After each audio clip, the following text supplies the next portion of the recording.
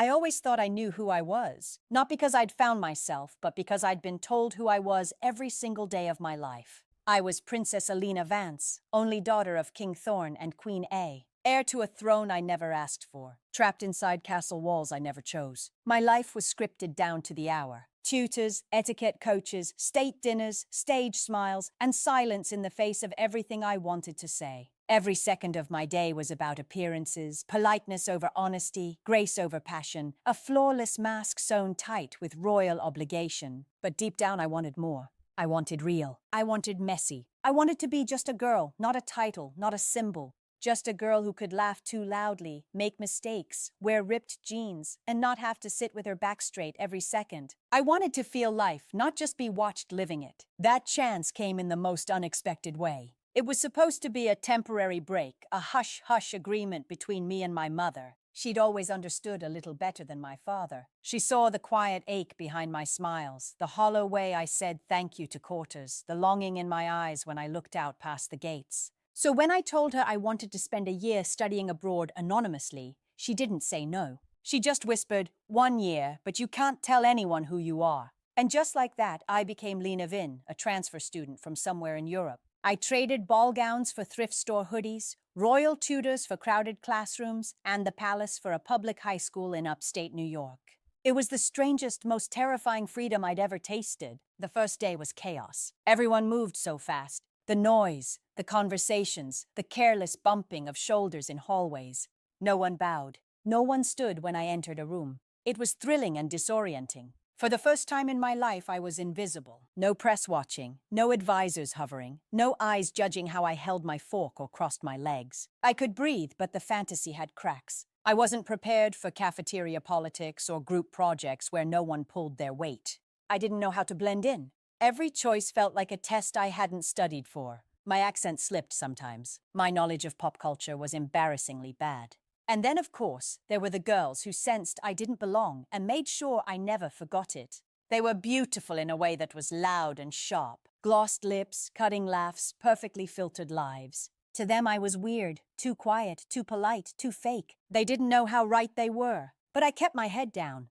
I wasn't there to make friends. I just wanted to live a slice of normal life. Eat in a crowded lunchroom, sit under fluorescent lights, get a C on a paper and not feel like the world was ending, and maybe, just maybe, feel something real for once. Then I met Jace. He wasn't like the others. He didn't care about cliques or social ladders. He had paint on his hands and fire in his eyes, always sketching in the margins of his notebooks, always late to class, but somehow still ahead of everyone.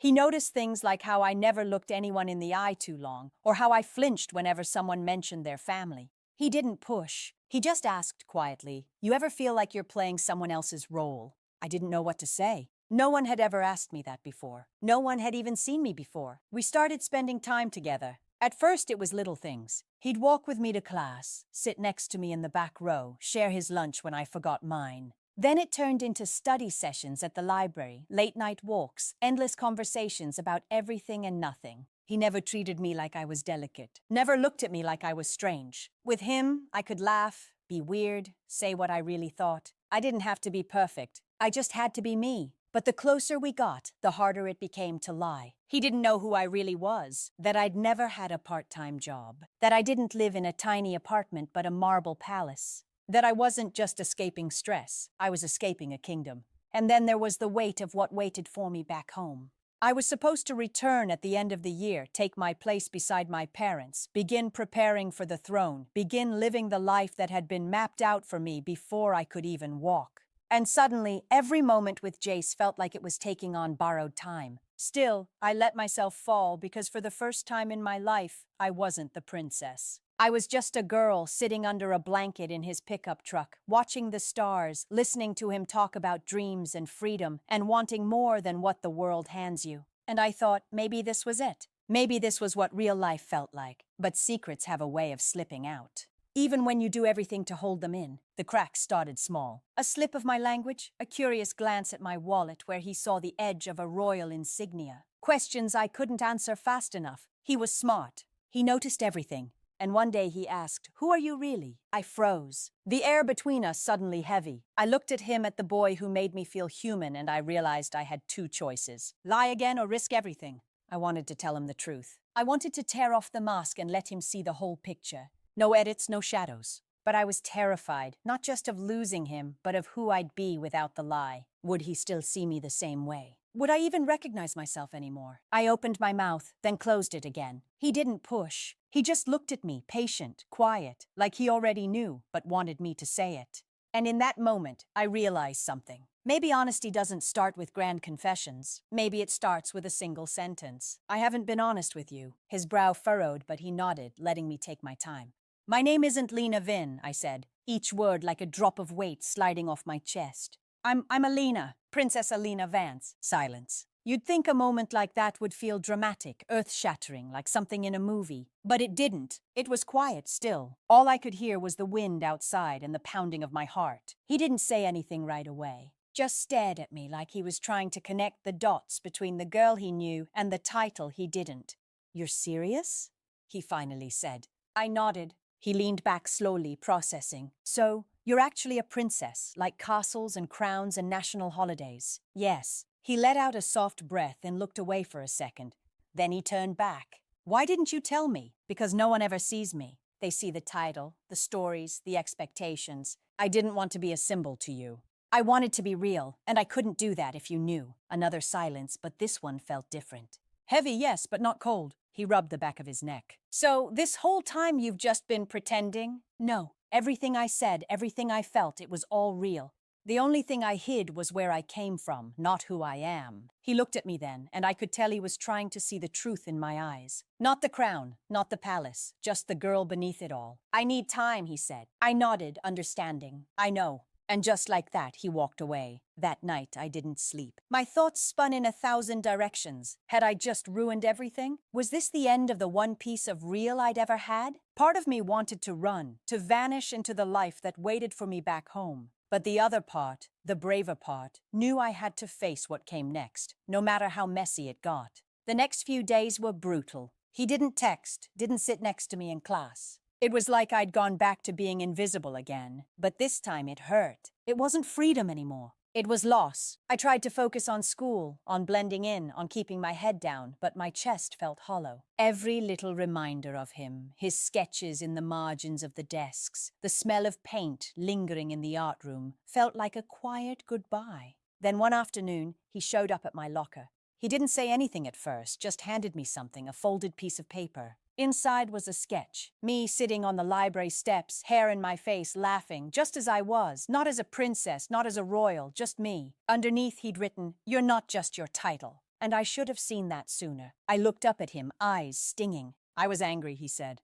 "Not because you lied, but because I thought I'd lost the one person who actually understood me. And then I realized maybe you're the only person who really does." I didn't know what to say, so I stepped forward and hugged him tightly. Like maybe if I held him long enough, time would slow down and this moment would last forever. But nothing lasts forever, especially not lies. And our little world, our bubble of normally, was about to burst. Someone had found out. It started as whispers, then stares, then a photo. Me walking into the building, my face side by side with a tabloid picture of me in a ball gown. The news spread fast. Princess Alina of hiding in plain sight. By the end of the day, the school was buzzing. Everyone wanted a piece of me. Students who'd never spoken to me before suddenly wanted selfies. Teachers looked at me like I'd deceived them personally. The girls who used to whisper behind my back now whispered behind fake smiles, asking if the rumors were true. And Jace, he looked at me differently, not with anger, but with sadness, because we both knew what this meant. The fairy tale was over. The school board called an emergency meeting. Security was increased. My mother called, voice trembling with worry. "We have to bring you home, Alina. It's not safe anymore." I looked around at the school I'd grown to love, the people who'd both challenged and changed me.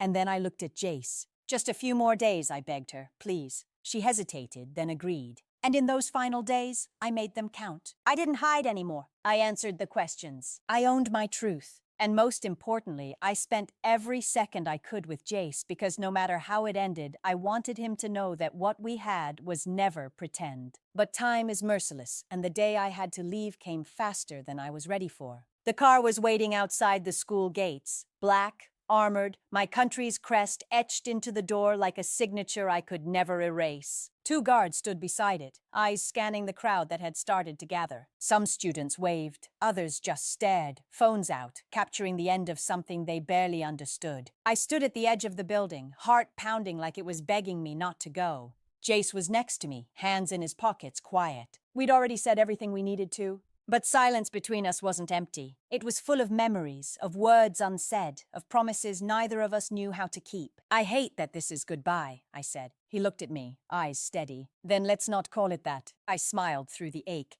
What else could it be? A beginning, even if it doesn't feel like one yet. I wanted to believe that. I wanted to bottle that moment and carry it with me forever. The way he looked at me, not as a princess, but as a person. The way he made the impossible feel just a little bit real. I reached into my bag and handed him something. A small envelope sealed with my family's crest. Inside it was a letter and a key. To what? He asked. To the next chapter, I said. He didn't press. He just tucked it into his jacket like it meant everything. I stepped into the car, closed the door. The world outside suddenly looked small again. The school, the streets, the people who had unknowingly changed my life. It felt like a movie was ending, but I was still stuck in the final frame. As the car pulled away, I looked back. Jace was still standing there, watching me disappear. And in that second, I realized something. Sometimes the most beautiful stories don't end with everything tied up neatly. Sometimes they end with open doors, unanswered questions, and hearts that choose love even when the world demands otherwise. I went back to Vance, back to royal dinners, diplomatic meetings, long speeches I had to memorize, and traditions I had to follow. But I wasn't the same girl who had left. I wasn't just the princess anymore. I was a person, a real one with memories that were mine and mine alone. They tried to polish me again, rehearse me, but something in me had changed. I asked more questions. I challenged old rules. I spoke from the heart. And I started writing letters, long ones filled with things I could never say out loud. Some I sent, some I kept. All of them were for Jace.